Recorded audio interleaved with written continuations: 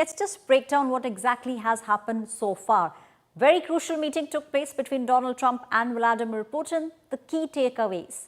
Productive talks, but no mention of ceasefire at the moment. That's the foremost thing to begin with. Donald Trump acknowledged that there are unresolved conflicts. No deal until there is a deal. Now, this is a warning despite a 10-on-10 meeting that Donald Trump said he had with Vladimir Putin. Putin puts the onus on peace, that if you need peace, the onus now lies on Zelenskyy. So that's a statement coming in from Vladimir Putin. Happy with the talks, Putin has now invited Donald Trump to Moscow. Will we see the next meeting in Russia? That's what everyone is very keenly looking at. Donald Trump agrees to dial NATO and to have a conversation with Zelenskyy. He will be giving them a lowdown of the conversation he's had with Vladimir Putin. Donald Trump mulls to stall the sanctions. Stiffer sanctions will be stalled on Russia at the moment. That's what the US administration is looking at, is mulling over. Putin calls for security of Ukraine. So that's a big statement coming out of this very crucial meeting that went on for 2.5 hours. Putin urges to address the root cause of the conflict. That is what Putin now is urging for. He wants the world, in fact, to sit up and take notice of the root cause of the conflict between Russia and Ukraine. Putin's no war if Trump was president 2022 is a big message that is coming in. Vladimir Putin went a step further and said that there would have been no war had Donald Trump been the president of the United States of America in 2022. So these are the big takeaways. What will happen next? That's something that everyone very keenly is looking at. Possibility number 1, Donald Trump meets Putin in Moscow.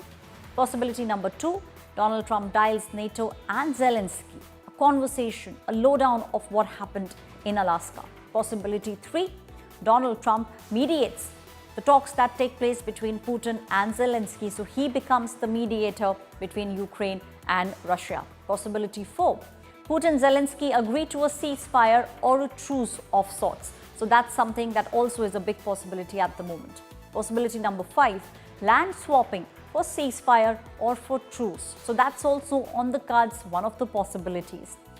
Possibility number 6, no sanctions if the conflict ends. So these sanctions were being put in by US on Russia. There is a chance that we could see these sanctions being put on hold if the conflict actually ends. Possibility 7, sanction threat may booster the truce conversations.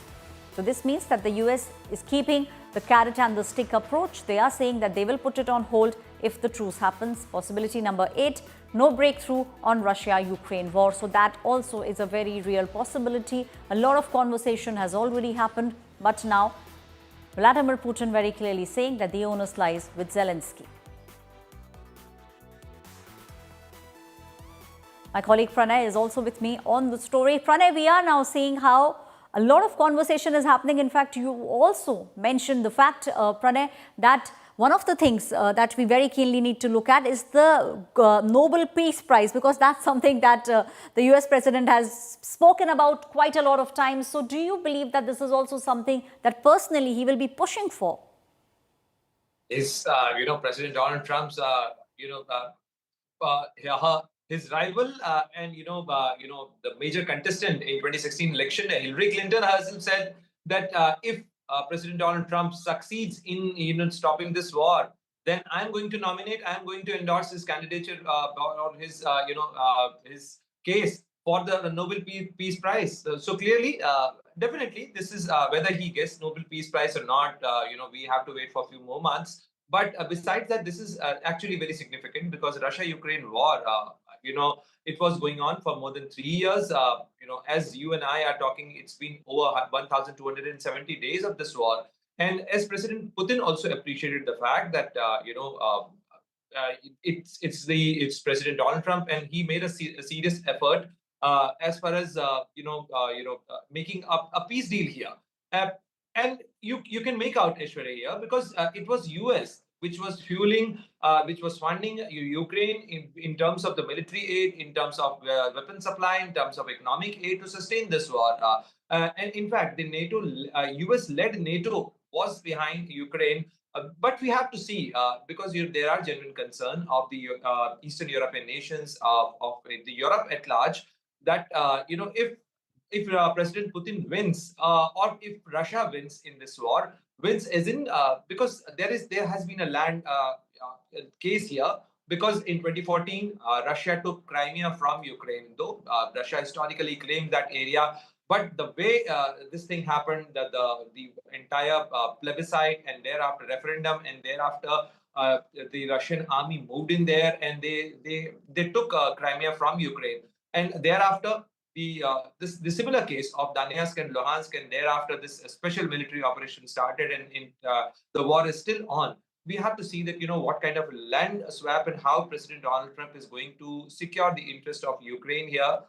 What kind of concessions he asked Ukraine to make here, because in last 1.5 months, we could see this summit coming up, because there has been a lot of groundwork going on. President Donald Trump said that he's going to make Ukraine and Russia sit, and he wants this war to end. But behind that, besides that, what was happening on ground is also very significant. As President Donald Trump and President Vladimir Putin were meeting in Alaska, the ground invasion, the ground operation was still on. And as you and I are speaking, the ground operations are still on. So there is no stoppage on that. And that remains a concern, because in the last 1.5 months, there has been significant attacks carried out by Russian army on ground. There has been significant advancement made by Russian army on ground. And that is a concern. So if if that doesn't stop, then this remains a concern. How that is going to happen? President Donald Trump said that after this summit, after having these good talks with the Russian President Vladimir Putin, he's going to call up the NATO leaders. He is going to call up Ukrainian President Vladimir Zelenskyy, and thereafter he is going to make a deal that how that can be worked out. So a lot of things need to be done, a lot to be seen here. But if you see, the larger question as far as Indian viewpoint is concerned, Aishwarya, remains that President Donald Trump has given 3 weeks reprieve, or 3 weeks, relief on further sanctions on Russia. But what will happen on his additional tariff on India, which was actually on account of purchasing Russian oil? So if he's talking to Russia, will he be making any concession or any relief for India? Because that is the only reason he charged India that we are buying Russian oil, and that's why the way in a way we are fueling the Russian war machine.